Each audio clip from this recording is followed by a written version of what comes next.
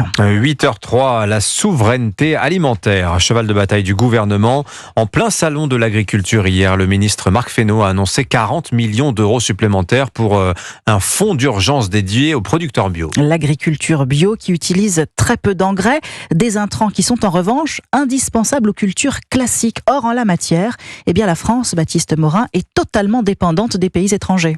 Oui, en premier lieu, les engrais utilisés par nos agriculteurs. En 2022, la France a importé plus de 80% de ses besoins.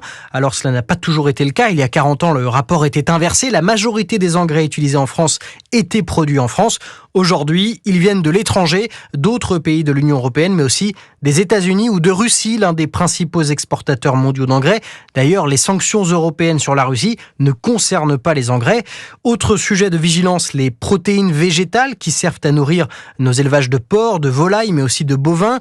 L'Europe est dépendante des importations de protéines à plus de 70%. La France, à hauteur de 50%. Elle importe par exemple 4 millions de tonnes de soja par an des États-Unis, du Brésil ou encore d'Argentine. Sans ces importations, la France ne pourrait pas se targuer d'être encore aujourd'hui la première puissance agricole d'Europe. Baptiste Morin, chef du service économie d'Europe 1, notez qu'aujourd'hui le ministre de l'Agriculture doit dresser le bilan du plan souveraineté sur les fruits et légumes qui a été lancé il y a un an.